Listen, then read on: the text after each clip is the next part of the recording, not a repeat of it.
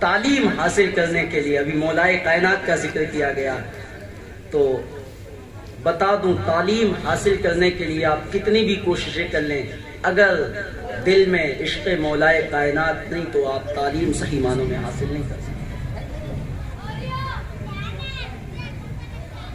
آپ کچھ بھی سیکھ لیں، آپ کتنے بڑے عالم بن جائیں، کتنے بڑے قاری قرآن بن جائیں، کچھ بھی بن جائیں، عشق مولائے کائنات اگر دلوں میں نہیں بلکہ بغض اور عداوت ہے تو کوئی کتنا بھی بڑا عالم ہو، کوئی کتنا بھی بڑا مفتی ہو، کوئی کتنا بھی بڑا فقیہ ہو، کچھ بھی بن جائے، آخرت میں اس کا ٹھکانہ دوزخ،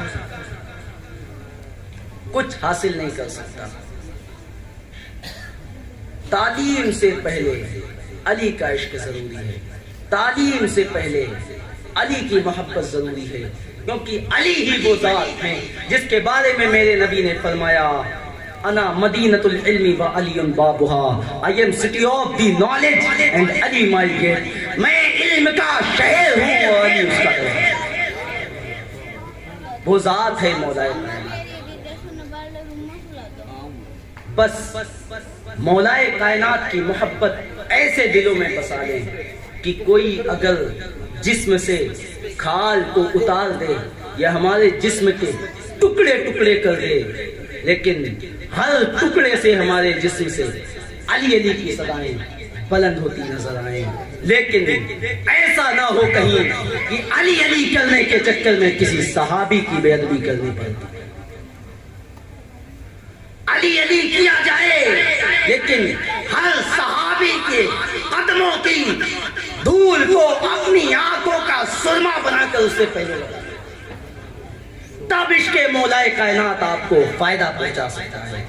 اگر کسی بندے کے دل میں ذرہ برابر بھی کسی صحابی رسول کی عداوت ہے تو وہ مومن نہیں، منافق ہے، کیونکہ صحابہ کا گستاخ منافق ہوتا ہے۔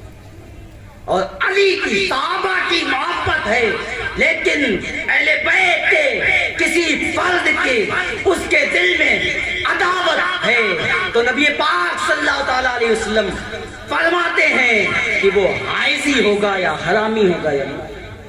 حدیث پاک شعب الایمان میں موجود ہے اور فتاوی رضویہ کی جلد نمبر 23 میں بھی حدیث پاک۔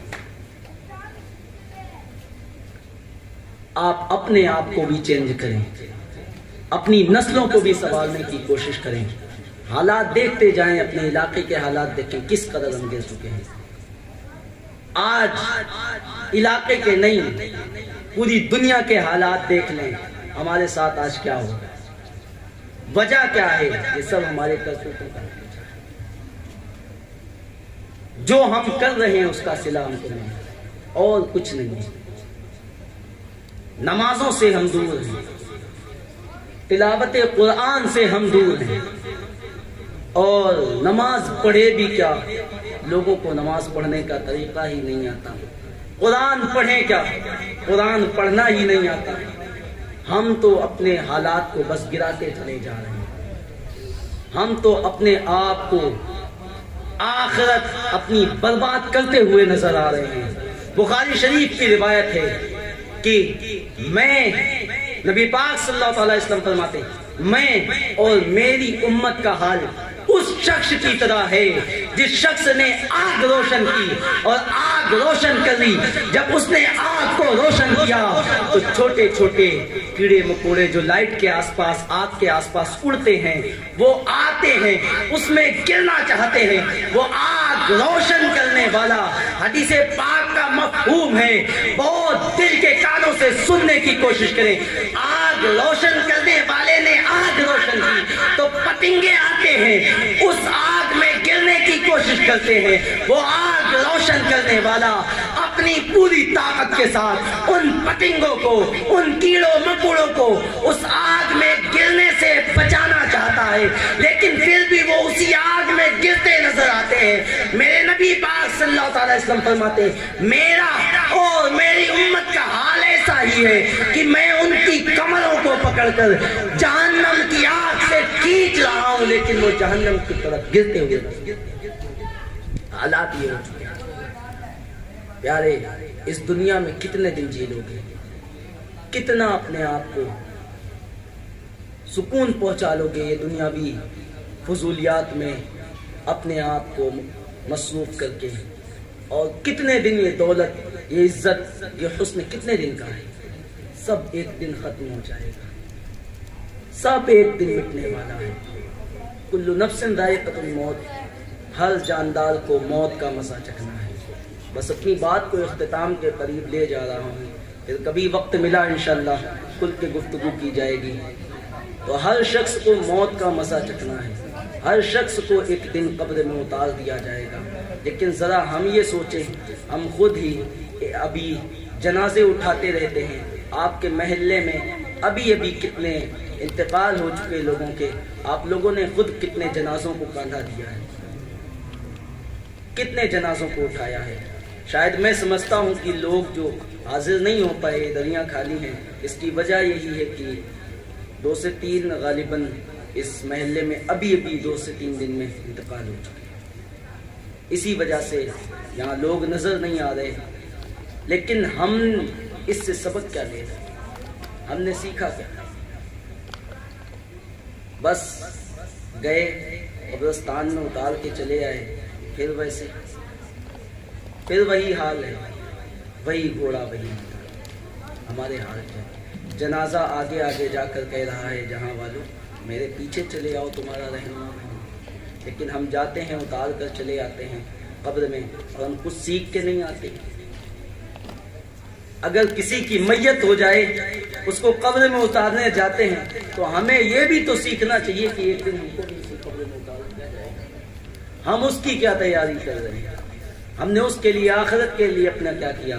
عالی شان ہم نے بلڈنگیں بنا لی، ایک سے ایک ہم نے گاڑیاں لے لی، مال و دولت ہمارے پاس سب کچھ ہے، لوگ ہمارے ایک فون پر سینکڑوں یا ہزاروں جمع ہو جاتے ہیں، لوگ ہمارے نام سے کانپتے ہیں، سب کچھ ہے۔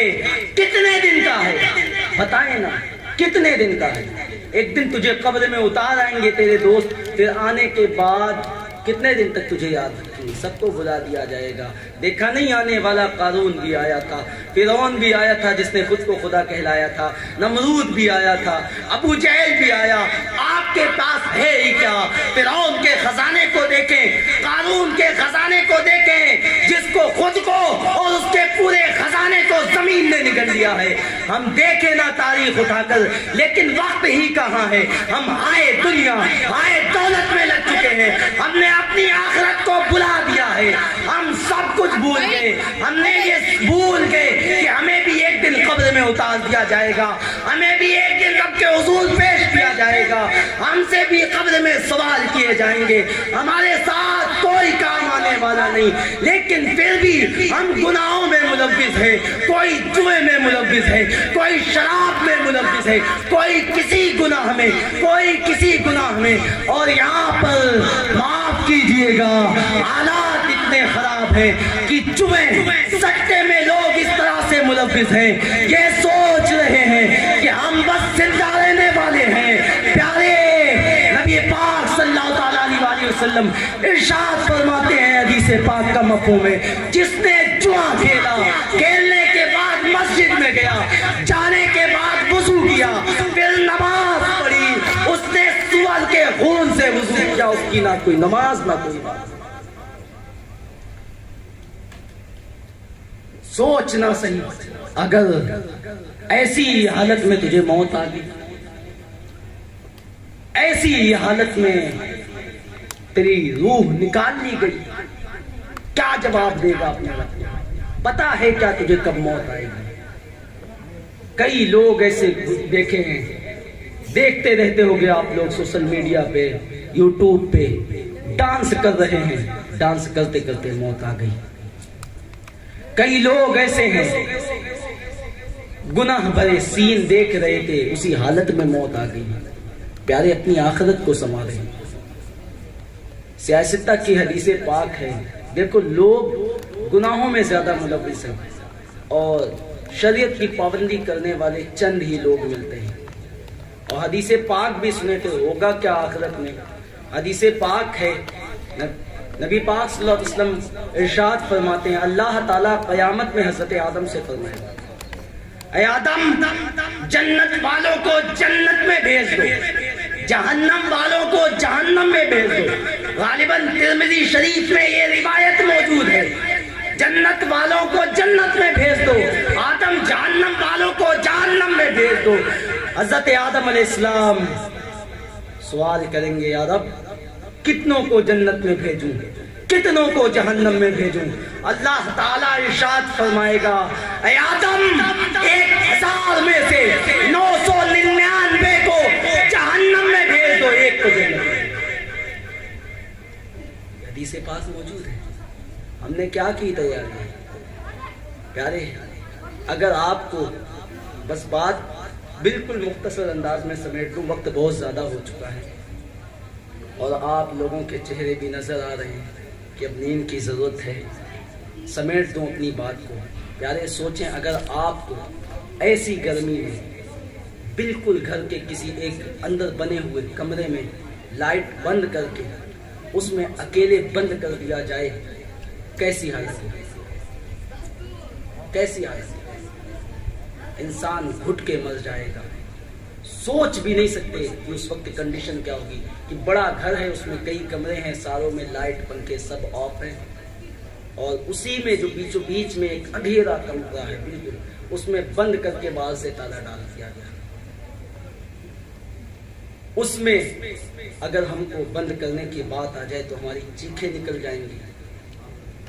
لیکن اس کے بارے میں کبھی سوچا کہ آپ کو ایک دن اس قبر میں اتار دیا جائے گا, نہ جہاں پر اے سی ہے, نہ جہاں پر پنکھے ہیں, نہ جہاں پر لائٹ ہے, بس وہاں کیا ہے, دائیں بھی مٹی, بائیں بھی مٹی, آگے بھی مٹی, پیچھے بھی مٹی, اوپر بھی مٹی, نیچے بھی مٹی.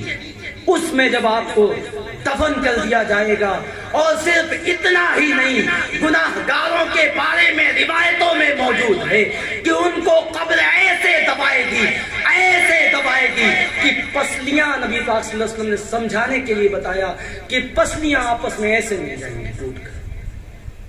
یہ کنڈیشن ہے. اس کے لیے ہم نے کیا تیاری کی. یہاں پر آپ کا روب تھا, یہاں پر آپ کا دبدبا تھا, یہاں پر آپ کے نام سے لوگ کانپتے تھے, یہاں پر آپ کے پاس دولت تھی, عزت تھی, شہرت تھی, سب کچھ تھا, لیکن بتا وہاں کیا کام آئے گا, کسی کی نہیں چلے گی. اس وقت کیا ہوگا اگر اندھیری شکل میں کوئی صرف ایک معمولی سا انسان ڈراؤنے کپڑے پہن کر اچانک میں آپ کے سامنے آ جائے, یا آپ کی آنکھ کھلے کوئی ڈراؤنی شکل آپ کے سامنے ہو, تو حالت کیسی ہوتی ہے پیارے. جب زمین چیرتے ہوئے قبر میں فرشتے آئیں گے, کیسے فرشتے سوال کرنے والے, جن کے بال سر سے پاؤں تک لمبے ہوں گے, جن کا جسم بالکل کالا ہوگا, جن کی آنکھیں بڑی بڑی کالی کالی نیلی نیلی آنکھیں ہوں گی, جن سے آگ کی لپٹیں نکل رہی ہوں گی, جن کے دانت اتنے بڑے ہوں گے کہ ان دانتوں سے زمین چیرتے ہوئے آئیں گے, اور انہی دانتوں سے پکڑ کر جھڑک کر سختی کے ساتھ میں سوال کریں گے. جب وہ منکر نکیر تیرے سامنے ہوں گے, بتانا تب تیری کیا حالت ہوگی, کیا تیرا کام ہے. کچھ کام آنے والا نہیں.